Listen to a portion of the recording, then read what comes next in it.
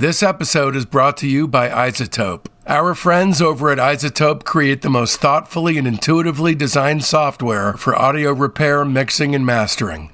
I use their tools every day for the podcast, and I love it. And I think you will too. Go over to iZotope.com and check it out. That's iZotope.com, iZotope. Use the code FRET10 at checkout for a 10% discount. That's all caps, FRET, and the number 10.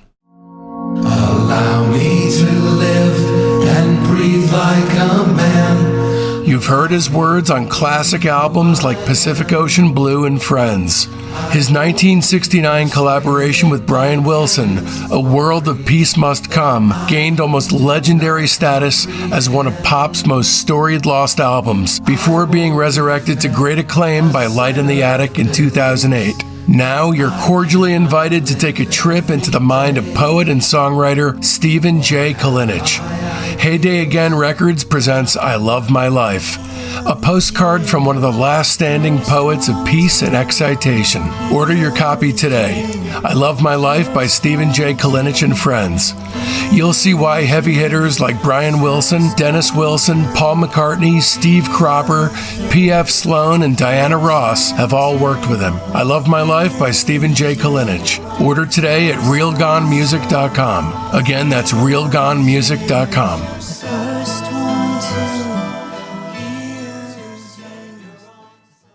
Future Prophet Records presents Gargoyle's new single, Alligator Head. This and other essential singles from the New York Underground, all designed to catapult today's great bands into tomorrow, and all available at futureprophetrecords.com. That's PROPHET, futureprophetrecords.com.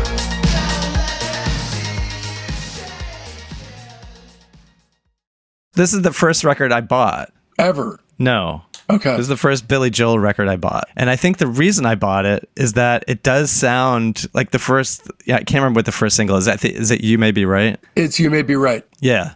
But then when It's Still Rock and Roll to Me, which I think is one of the better sonically sounding songs of his early catalog, or mid catalog, I guess at this point. When that came out, I was like, okay, this is very like new wave, very cool sounding. And I don't think I didn't realize that he was making fun of new wave at the time. But that's essentially why I bought this record. Right. Well, that song and it was kind of new wave sounding. And it also just has that great line. Like I sing this line to myself sometimes. You may be right, I may be crazy, but it just may be a lunatic you're looking for.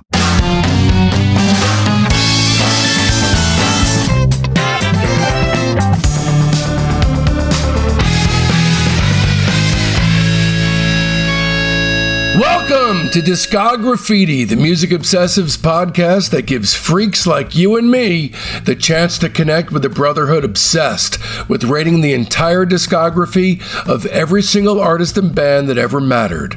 I'm your host, Dave Gebroe, and with 4 new episodes each week, you're going to gain a comprehensive knowledge of an act's history and output in the time it takes to listen to one album. Each new guest swings a hard left into an area you either had no idea you needed to know about or know all about and can't believe you're not alone out there. And in this episode, we'll be turning our spray cans on Billy Joel,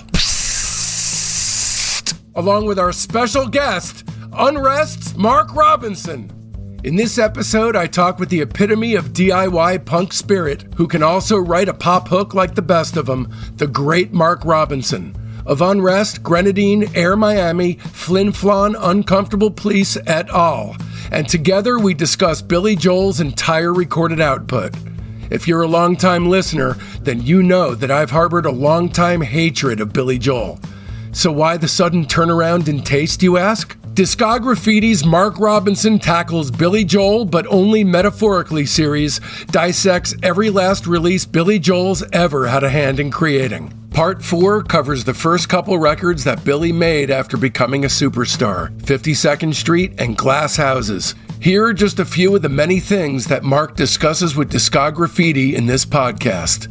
the vibe and feel that Billy Joel was shooting for on the first album he made after becoming a superstar, the rock star's wife about whom he wrote Big Shot, the song that Billy referred to as the most bullshit song I ever wrote, a debate over whether the song My Life inspired the sitcom Bosom Buddies or vice versa, the beginning of Billy's struggle to maintain quality across side 2 of his albums, Billy's wild and wacky swerve from jazz to punky new wave, the huge hit whose lyrics he dashed off lightning quick on the car ride to the studio, and an in-depth deep dive on every song off 52nd Street and the first side of Glass Houses.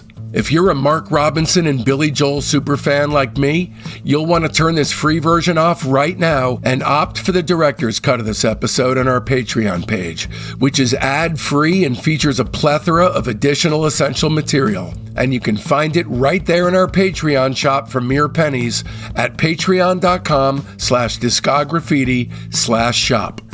Here's what you're missing this week if you're not a Patreon member. If you're a member at the private tier, you're missing out on our exclusive interview with legendary producer Mark Lynette, not to mention the early release, ad-free, super extended director's cut of the Glass Houses and Nylon Curtain episode of our Billy Joel series. If you're a member at the Lieutenant tier, you're missing out on our exclusive Mark Lynette interview. And if you're a member at the Major tier, well, you're not missing a single thing, because the Major tier gives you access to everything that Discograffiti releases. So don't miss out. Open up your listening app right now and subscribe. And away we go then! All right, October 11th, 1978, Billy Joel's first album as a massive cultural icon, 52nd Street. 52nd Street is Billy Joel's 6th album. It was recorded July and August 1977, and this was a little bit of a twist. What I love about 52nd Street, and what I love about Billy in general, especially up to the early 80s, is that this guy kept searching. You may think he sucks, you may think he's not, your cup of tea, but 52nd Street is not The Stranger Part 2. Right, yeah, totally agree. And, he chose to add more jazz influences here to give it a distinction. It's not a purely jazz record, but there were also a few jazz musicians that were hired and peppered into the album. Interesting. To differentiate it from previous ones. It was the first of 4 records by Billy to peak at number 1 on the Billboard 200. It went 7 times platinum. Mark really wants you to know that it didn't go 7 times platinum immediately. It took time. Yeah, but The Stranger had already come out, so it probably did go to multiple platinum fairly quickly. Probably so. I mean, it was certainly a disappointment compared to The Stranger, which went 12 times platinum. This went 7 times platinum. So I'm sure Columbia found a way to wring out their sweat kerchiefs over its performance. Mm-hmm. But, right, and with the promotional budget was probably tenfold of The Stranger. Right. Because they knew they had a hot artist now. Yeah. What Billy said in the documentary is, quote, 52nd Street was a very confident album. We went into this kind of New York thing. It was done with a full band and me singing live all in one shot. I wanted that live energy to be translated to a recording. So the title is a reference to obviously literally 52nd Street, which is in Midtown Manhattan, a hip spot for jazz musicians, beginning during the Great Depression and continuing through to the 50s. And Columbia was headquartered within the CBS building on West 52nd.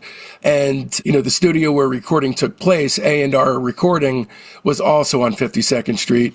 The studio's freight elevator appears on the album's cover. And of the album's cover, Billy said, I never really know what to do with my hands. So I said, give me the trumpet. And I stood outside with the trumpet trying to look like a jazz guy. Interesting. So just a prop. Yeah, it was an instant smash commercially. It was number 1 actually for 8 consecutive weeks.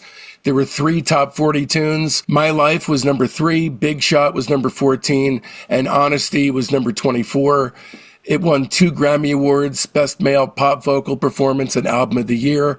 The latter Grammy was presented to Phil Ramone. When Phil died, the Grammy was actually passed on to Joel from Phil. And, the thing I first think of when I think of 52nd Street is that it's known as the first compact disc. What? Really?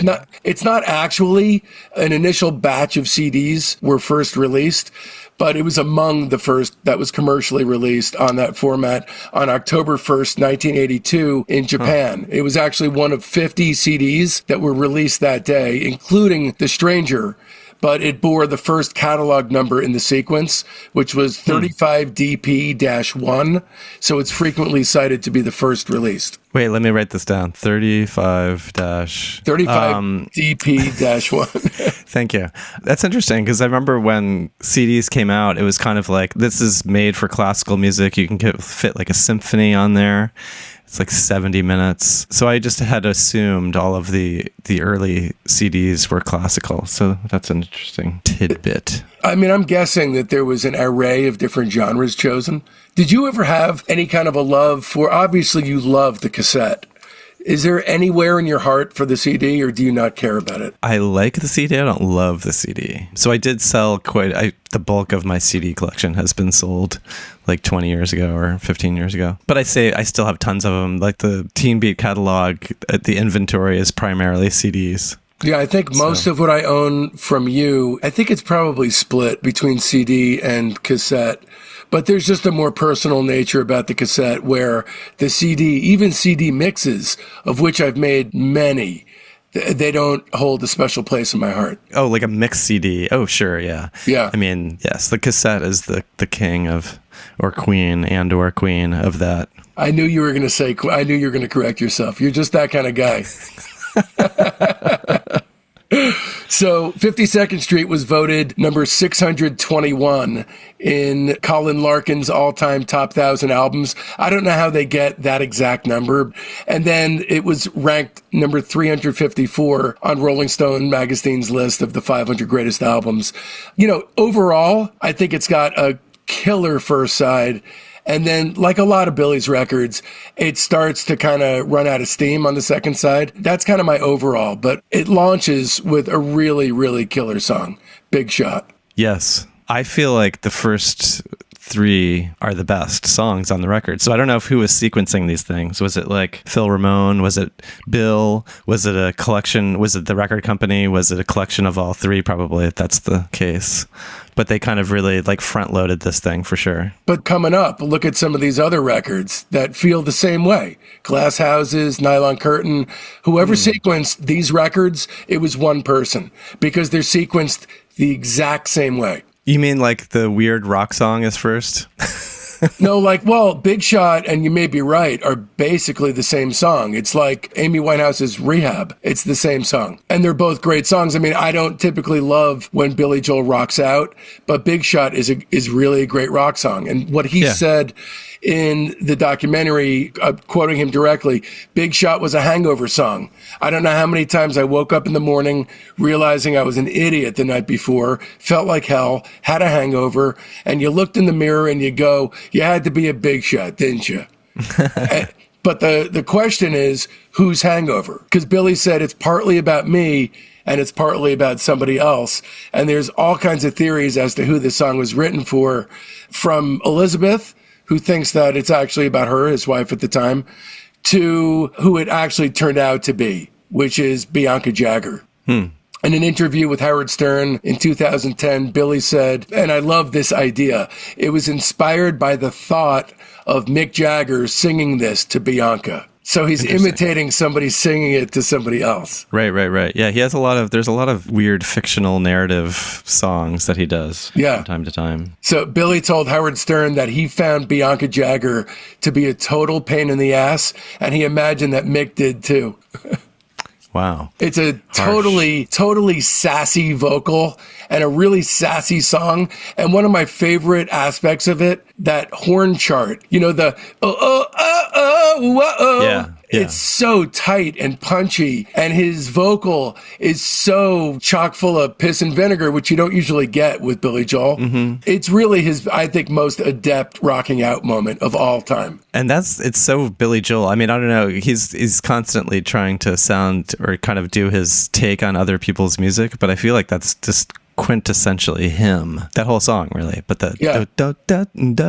just very weird. I mean, it sounds kind of normal now that we've listened to it a million times, but it's kind of very odd sounding, but great. You're saying that it's akin to the beginning of Moving Out? Oh yeah, totally. Yeah. I mean your fixation on its weirdness. Yeah. This is probably in my top 10 Billy Joel songs. I think it's pretty much perfect. And it sounds, I don't know if it's completely live, but it sounds like it is. Yeah. I feel like these records are not sonically great.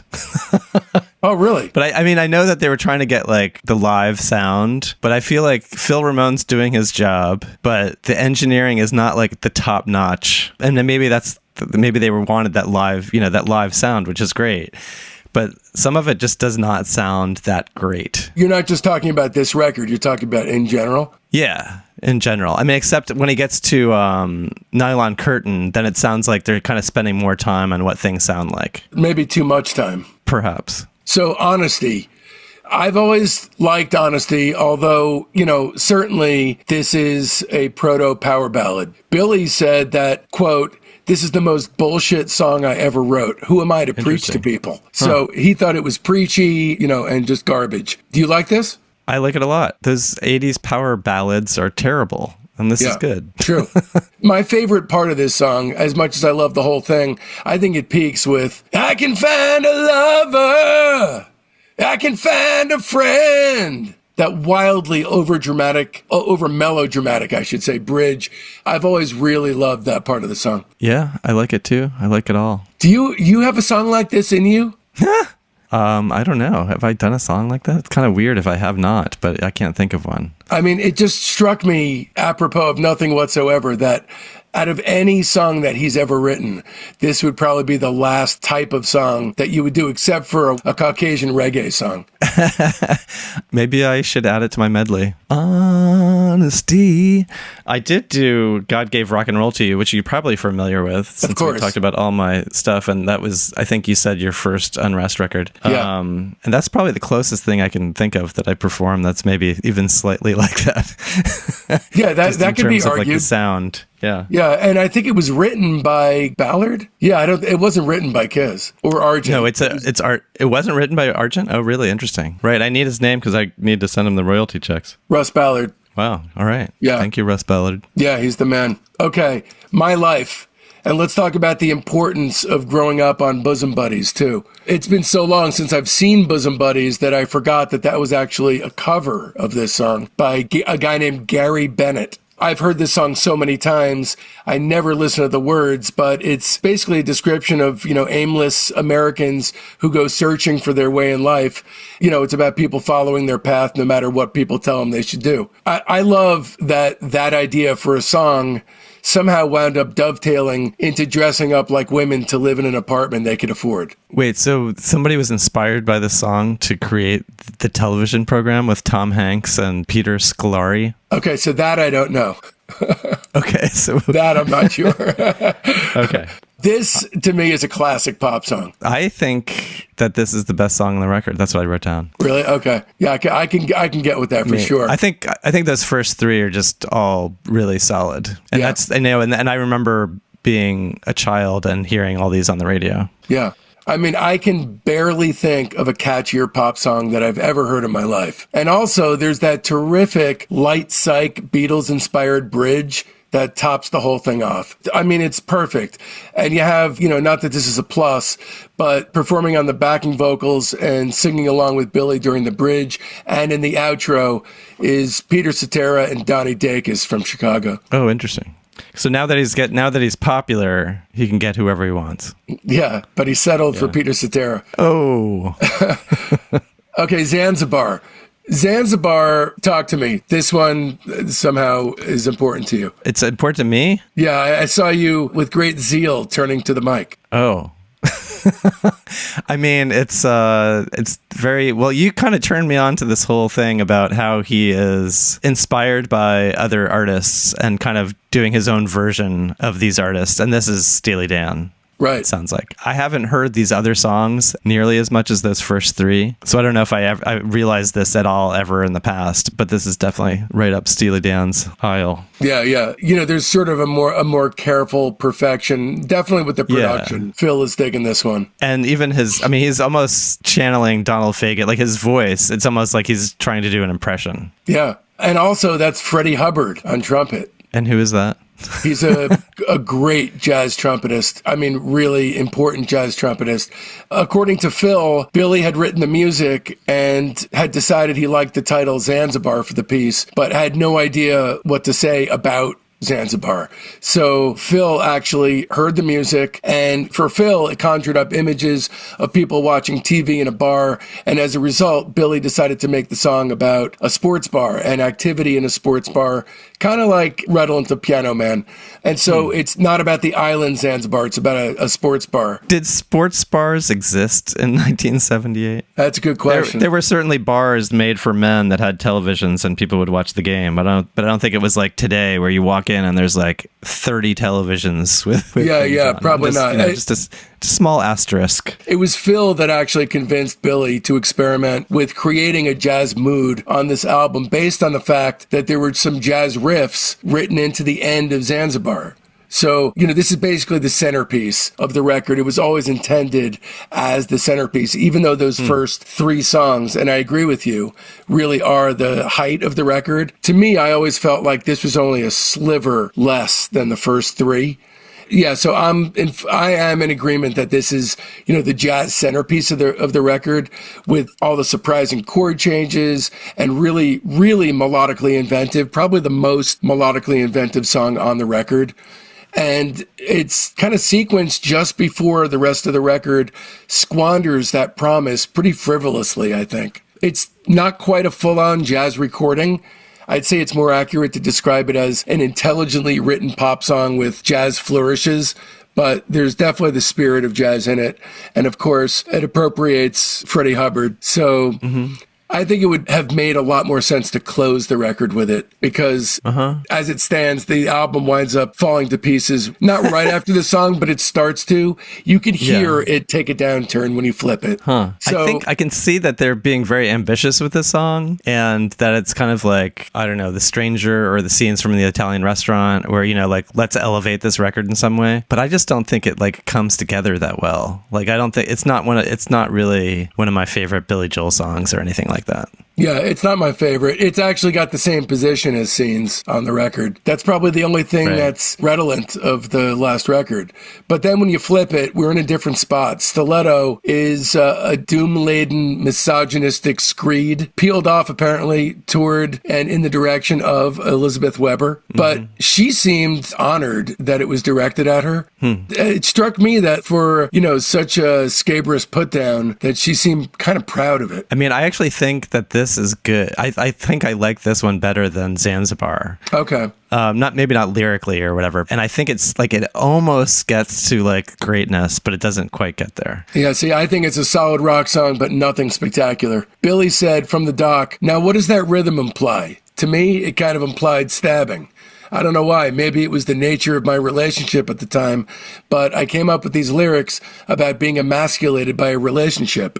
It's kind of a nasty song. One good thing about him, and this is, I think, part of why people don't like him, is that he's not trying to create some sort of facade. He's, it's almost like there's no filters or something. Right. And maybe that's kind of why people don't like him. You mean what you see is what you get, whereas with Dylan, it's all about smoke and mirrors and creating obfuscation? Of I don't know, some artists have Kiss had a persona. They wear makeup. And they're like, I am the demon. And, you're not getting anything from them other than the lyrics. Yeah, but they're hated. I mean, these days, Kiss really are reviled. More than Billy Joel? They did not, yeah, definitely. They didn't age well, especially the misogynistic end of things like Calling Dr. Love and, all the songs about groupies.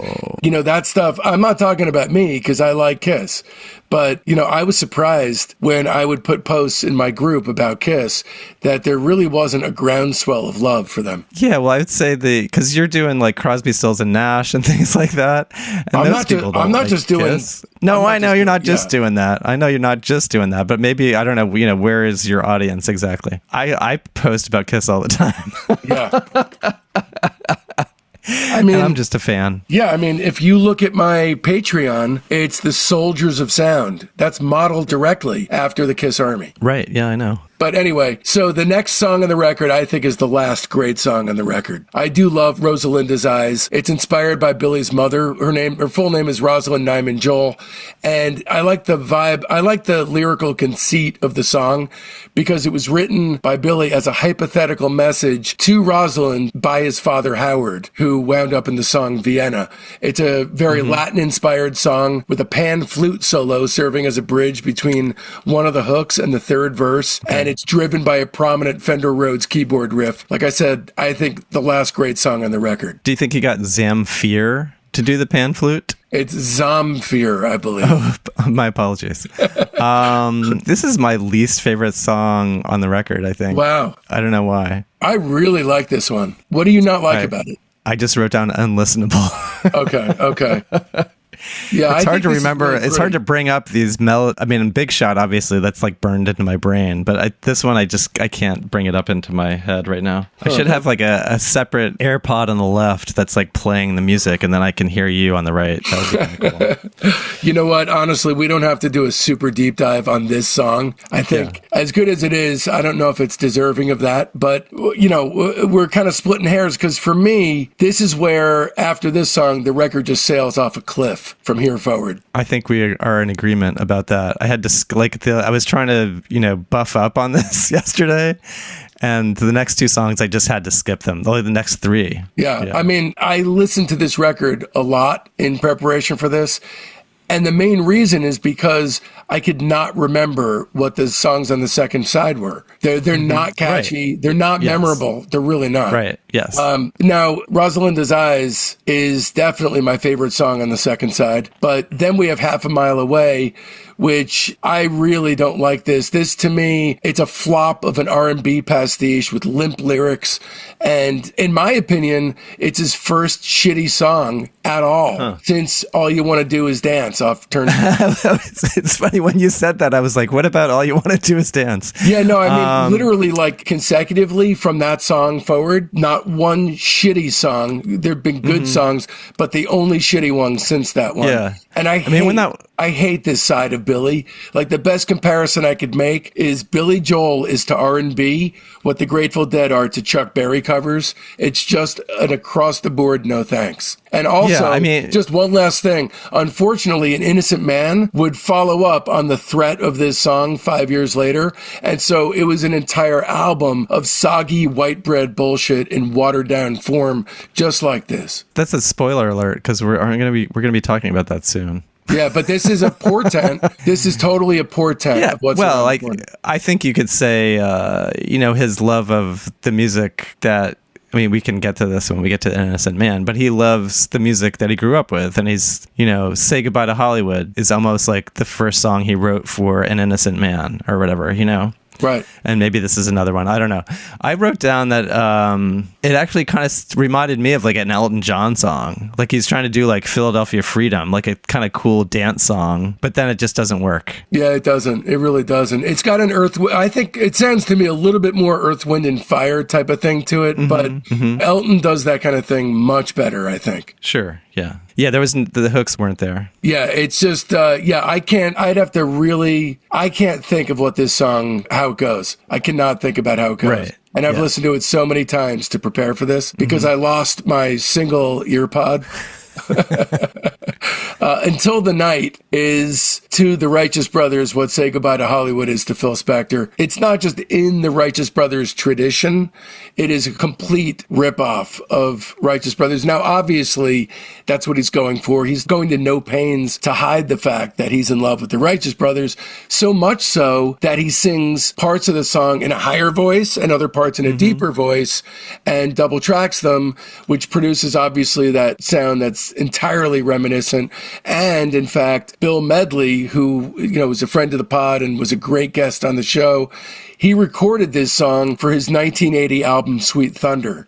So it came full circle, but it goes beyond being a tribute. It's a total ripoff. And it's wildly overlong. And it also has, going back to Say Goodbye to Hollywood, it has the exact same drum beat. Right. Not necessarily bad, just it's a painstaking remake, which begs the question, why? And then the title track, which, if you have a title track, it should be more than just, this is just a faceless jazz appropriation. Yeah, he's getting back to that bluesy thing that I don't like. I don't like the song at all. Yeah. I do think it's cool that he puts the title track at the last song on the album. I kind of like that. It's the least memorable song on the entire record.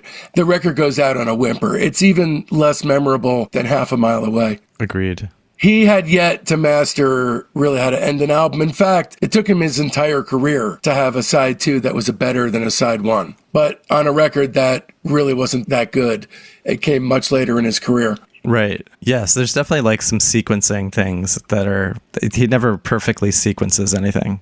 No. And what that comes down to is never really having, or rarely having, enough good songs to stock a record. That is something he's guilty of. Certainly Elton John was guilty of it, but Elton was pumping out a lot of records. Billy was never releasing quite as many as Elton was. I think Elton, I don't know if he signed one of those crazy contracts that was impossible to keep up with, and yet then he did keep up with it. Billy was not doing more than a record a year. Elton was. Right. Well, if you go back to the 60s, people are doing like 3 or 4 records a year. And everyone was on speed. They were taking pharmaceutical speed. No, really.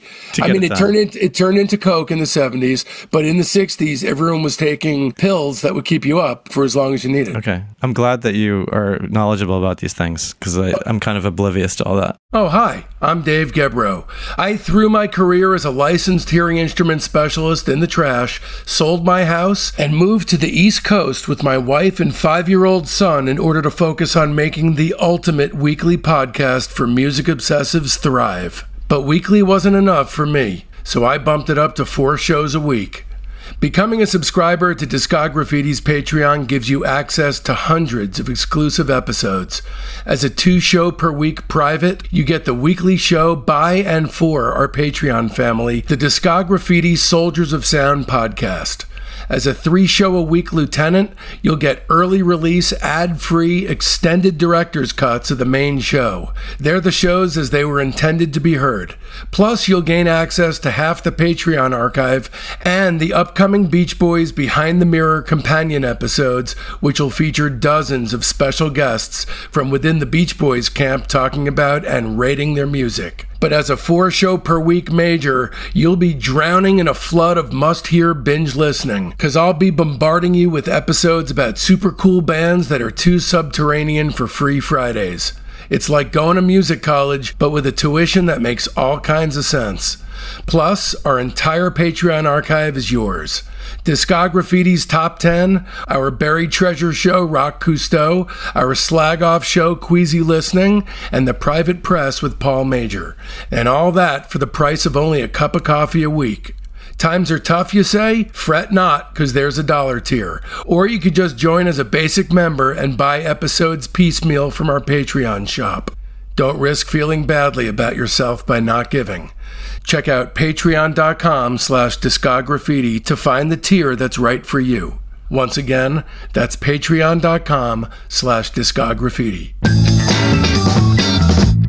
This episode is brought to you in part by Bespoke LA. Located in the Fairfax district of Los Angeles, Bespoke LA is the modern podcaster's dream come true. It's got 2 podcast pods available, one with audio only and the other with both audio and video. Just think, you can start your own podcast tomorrow without investing a single penny in equipment. What, you don't have experience editing? Don't even sweat it. For an additional fee, Bespoke LA can edit your podcast. Or not, it's entirely up to you. Rates start at $75 an hour with discounts if you book 4 sessions at once. go to bespokela.com/podcast.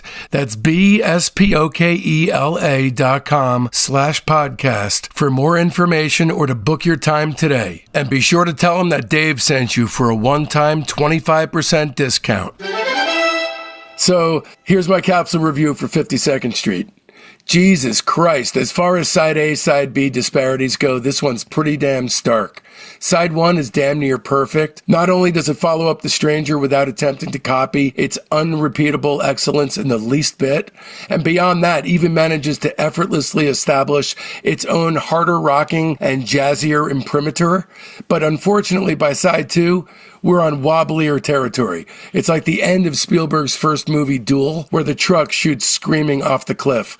Billy just can't keep his boner up all the way through. He gives it a good hard go, and there are gems back there for sure. But that second side stinks compared to the strength with which he blows through the gate. Heavy points for taking a different direction and establishing a whole new identity while keeping his songwriting integrity intact after many millions of records sold. Still a great one, just flawed. I'll give it 4 1/3 stars. 4 1/3. Wow. The strong material is really good, I think. Wow. Okay. Yeah, it's funny because when I think it was before I really delved deep into this, it was like a 4 something. And then I was like, I got to listen to this more. And then the score kept going down and down and down. Because I was like, oh, I always thought this was a classic album in my head. But, had I actually listened to it that many times. I also wanted to say there's a band on Factory Records, the English and indie label from the 80s and 90s, 70s, 80s, and 90s, called 52nd Street, obviously named after the jazz stuff. But anyway, who knows? Maybe they were big Billy Joel fans. Maybe they loved Half a Mile Away and they got inspired. So I think those first 3 songs are great. Zanzibar is okay. Stiletto is listenable. The rest is terrible. And I give it a 2.5. Wow. You know what it is for me? When I come away from this record, somehow the magic trick of this record is I feel like it's better than it is. So to me, that's worth something. And I don't know why. I can't tell you why. But that is worth something. Whereas some records, I think it's terrible and it's better than I think it is. But this one, I always think is just great all the way through. And it's really not. Right, exactly. Yeah. And then because of piano-driven ballads like Just the Way You Are, She's Always a Woman, and Honesty, Billy was kind of labeled a soft rocker and a balladeer, and he thought that was kind of unfair. And when he was in a really shitty mood or he was drunk, he thought it was insulting. And so around this time, Billy tried to record an album that proved that he could rock harder than his critics gave him credit for. Cue a young Marky who shows up at Sam Goody? That would be New Jersey. I didn't really start buying records until I was in the DC, Virginia area. And that was a whole nother different. It was Best Department Store was my record store. So it was like a Sears. It was like a different kind of Sears that had a record store area. You mentioned it on one of the earlier episodes on Billy. Yeah, I think I did. So Glass Houses came out on March 12th, 1980. Glass Houses is the 7th album by Billy, and it was a big commercial success. It topped the Billboard 200 for 6 consecutive weeks. Unfortunately, not 8 weeks like 52nd Street, so I'm sure the record company was wringing out their hankies. But it did feature Billy's first single to peak at number 1, which is amazing to think that it took until 1980. But it's still rock and roll to me. It was his first number 1 song. And the record is the 41st best-selling album of the 80s. It sold 7.1 million copies in the U.S. alone. In 1981, Billy won a Grammy for Best Male Rock Vocal Performance for his work on the record. And, certainly the record's got a harder edge sound. And it's, commonly referred to as his response to the punk and new wave movements, which kind of, at that point, punk was basically done. So if it was his response to punk, it was way too late. But certainly it was at least a response to new wave. It was way too late to be a response to punk in England, but punk was never a huge thing in the United States. And so the punk that we heard in DC, it was just starting at that time, really. It's always interesting when, one of these dinosaur acts has their response to punk. He's not the only one. Yeah. But yet then Right. it arrives in 1996. Yes, sure. So this was also the final studio album to feature the original incarnation of the Billy Joel band, because Richie Kanata left the band just before the Nylon Curtain. So it was only him who left. But yeah, so this is 7 times platinum, just like 52nd Street. When you say the original band, you're talking about the Turnstiles band, Right. right? Yeah. Okay. Yeah, who was also, previously known as Topper. Right. For the most part. So in the documentary, here's Billy on Glass Houses. Quote, I was throwing a rock at my own image, which was balladeer, singer-songwriter. And I thought, we're going to try something different here. I love how that sounds like dangerous words. This is the 3rd album with Phil Ramone. It opens with the sound of glass shattering. And not only that, but there's this weird motif of sound effects that kind of pepper the record. There's glass smashing, there's phone dialing, and there's I love that. the TV national anthem. Oh, yeah. You can't get any better than the phone sounds on records. It always works. Yeah. It's definitely harder rocking, more prominent guitars, more pounding drums, also, heavy featuring of synthesizers and keyboards like the Yamaha CP80, which would become very prominent throughout the rest of the decade. And then, of course, the back cover, which has Billy looking through a hole that the rock made in the glass. It's a great package. It is. And it has an interesting, I don't think I've looked at it recently, and I should have, but it has an interesting finish on the printing. The printed jacket has an unusual jacket. It's not high gloss, and I don't think it's a straight matte finish. It's has a tactile finish on there. Like a braille type of a thing where it's dotted? I mean, it's not braille, but yeah, it's has a little something to it. Well, dots. I don't know if it's dots, but yeah, I'm gonna have to go pull it out now. This is the first record I bought. Ever? No. Okay. This is the first Billy Joel record I bought. And I think the reason I bought it is that it does sound like the first, I can't remember what the first single is. Is it You May Be Right? It's You May Be Right. Yeah. But then when It's Still Rock and Roll to Me, which I think is one of the better sonically sounding songs of his early catalog, or mid catalog, I guess at this point. When that came out, I was like, okay, this is very new wave, very cool sounding. And I don't think I didn't realize that he was making fun of new wave at the time. But that's essentially why I bought this record, that song and it was kind of new wave sounding. So You May Be Right, first track off the album and the first single, begins with Broken Glass, which is kind of a mission statement for the record. And, here's Billy from the documentary. One night, it was 4:00 in the morning. I was coming back from a bar. It was raining out. I was on a bike. I had no headlight. There were no street lights. I was wearing a suit and it was raining. And I got into the house and I made it home in one piece. I should have been splattered all over the road. And my wife looked at me and she said, "You're out of your mind. You're crazy. I don't believe you're alive." And I said, "Well, I made it, didn't I? I'm here in one piece." And she said, "Yeah, but that only proves you're crazy because only a crazy man would have made it home." So this single from the record was basically the grounds for his impending divorce and his next divorce and his divorce after that. But it's a celebration of that mind state of I'm going to do whatever I want to do, even though it's going to make me so fucking miserable that by the time I get to wife number 4, I'm going to unconsciously do penance for what I've done to my previous 3 wives by cooking all day for a faceless, nameless person that I'm just going to reverse the karmic wheel. I mean, I'm convinced that is exactly what happened, and it kind of started with You May Be Right. It's Amy Winehouse's Rehab 25 years early. It's prophetic, more prophetic really than any song he's ever written. And it also just has that great line. I sing this line to myself sometimes. You may be right, I may be crazy, but it just may be a lunatic you're looking for. I think it's a little too slow for some reason. I don't know if it was in my head, it was faster and tighter, and then still has that sonic recording problem. But it's a great, very good Billy Joel song. I think you're totally 100% right, because I love You May Be Right. It's a great song. But when I hear it, I always think there's an element missing where it doesn't kick as hard as Big Shot. And I think it is the tempo. There's a muted quality to it where I feel like if it was like as glass smashing as the sound itself, that it really would have been like a punk song. It would have been like unstoppable. Yeah, and I feel like he's trying to, I don't know, it's the rock song being first. Like I feel like he should have gotten off of that. Like it's still rock and roll to me. Like, why is that not the first song? Or, there's like I think any of these, almost any song on here could be the first song and might have been a better choice. Yeah, it's still rock and roll to me would probably have been the best first song, but there is no question that you are 100% right. And if this song was redone, because I mean, when you think about the idea of, Billy Joel hasn't earned the right to rock out. He's not a real rocker. Well, guess what? This guy lived it to the extent that he did eventually get into a serious motorcycle accident, probably while he was inebriated. And he lost 3 wives, including a supermodel, because this behavior was more important to him than those women.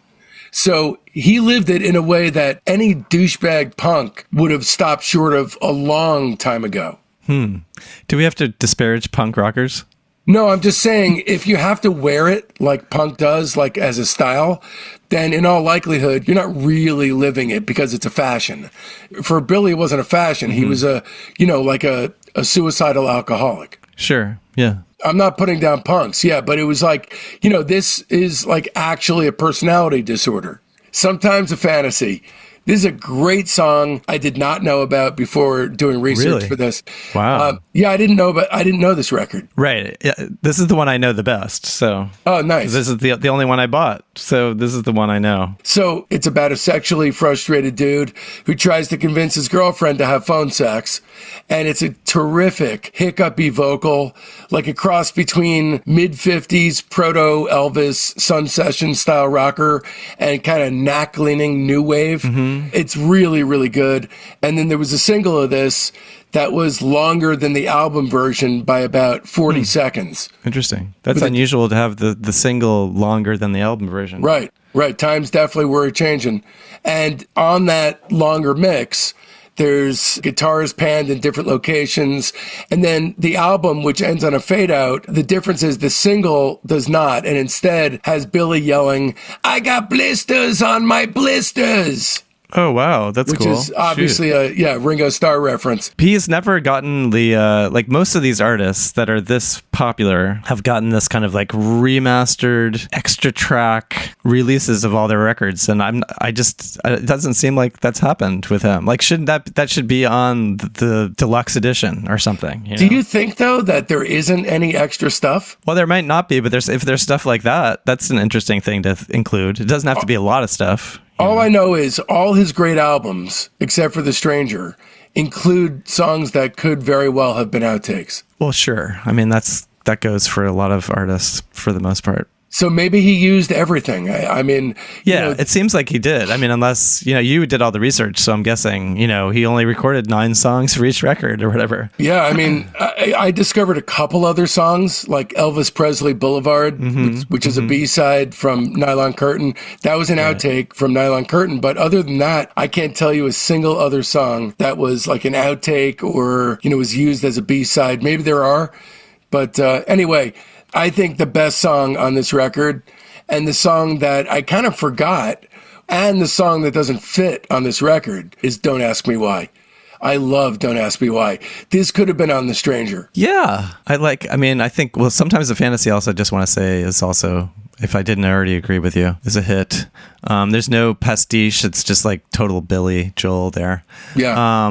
Don't Ask Me Why. Yeah, it could have been. It is very Stranger-esque, almost dated probably at that point. Right. It seems interesting that he put what was clearly a hit. I mean, this could not have missed. It's all acoustic. There's all kinds of Latin percussion work on it. And it's done in a sort of Afro-Cuban rhythmic style with a almost Latin ballroom type piano solo in it. But it had to have been clear from the outset that this was like a guaranteed smash. Also, just as a note, Billy says that the mix for the midsection includes 15 pianos overdubbed on top of each other. That's amazing. Yeah. They must have hooked up a couple machines together so they could get like 48 tracks instead of 24 or something. How do you feel about this being on this record? Because this is certainly not a glass smasher. I mean, I feel like this record it's not all like, it's still rock and roll to me. It's very, it's varied, there's different stuff. Yeah, there is like some new wave bent to some of the songs, but I feel like it's kind of just like all over the place, which I kind of like. Yeah.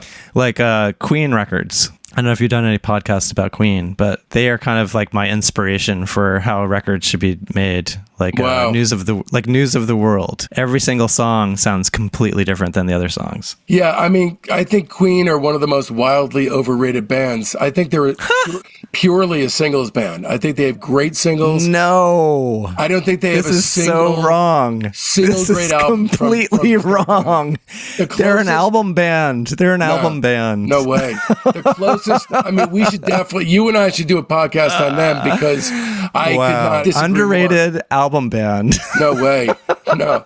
I mean, Sheer Heart Attack is the closest they came to a great record, and it's not great from beginning to end. I mean, Night at the Opera. No, News of the World is great from beginning to the end. Yeah. No, not a single great record. Wow. Yeah. That's insane. I'm going to have to leave. I think we have to turn off my computer right now and say goodbye to you. I don't understand the world's fascination with them, except for, the song Bohemian Rhapsody. I get why that makes them a great band.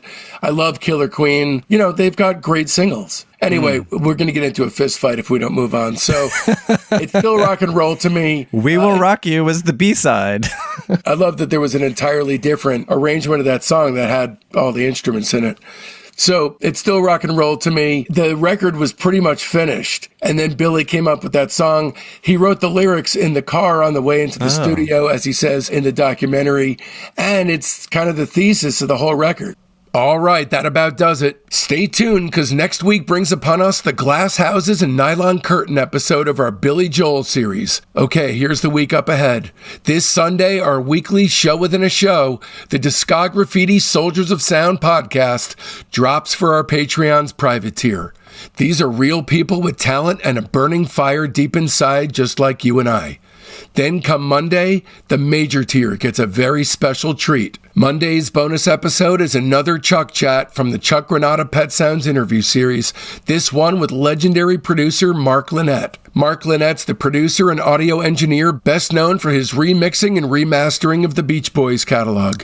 Since 1988, he's been the engineer of choice for Brian Wilson's recordings. In 1996, Lynette created the first true stereo mix of Pet Sounds. He's also co-produced nearly all of the band's archival releases, including 1997's The Pet Sounds Sessions, 1998's Endless Harmony soundtrack, 2003's Hawthorne, California, and 2011's The Smile Sessions, as well as the Feel Flows and Sail on Sailor box sets.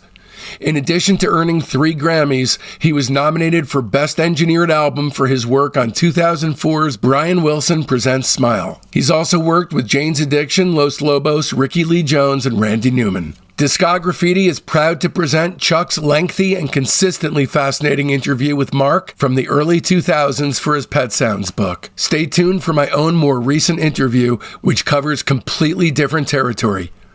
And then on Wednesday, the Lieutenant tier gets their early release, ad-free, super extended director's cut of the Glass Houses and Nylon Curtain episode of our Billy Joel deep dive with UNREST'S Mark Robinson. It's the episode as it was truly intended to be heard, with all the essentials left intact. And then come Friday, everyone else gets to join in on the action. A heartfelt Discograffiti thanks goes out to my beautiful wife and son, Jen and Mason, Mark Robinson, Billy Joel, Rudy Fishman, Becky Boyd, Bespoke LA, my mom, my dad, my incredibly loyal fans, and especially the entire Patreon community, the Soldiers of Sound. I love every last one of you, and this show would not exist without you, my friends. Speaking of friends, it's high time for some new ones.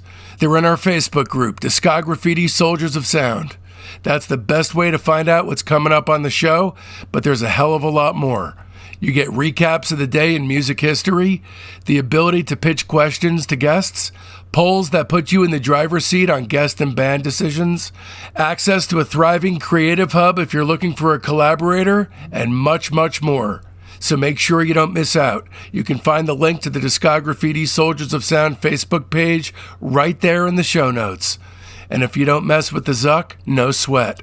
Just email me at info@discograffiti.com and I'll keep you in the loop. So now that it's done and you want more, another way to dive even deeper into that liminal zone right smack dab in between Mark Robinson and Billy Joel is to leap head first into Dean Wareham Rates Galaxy 500. That's episodes 205 to 207.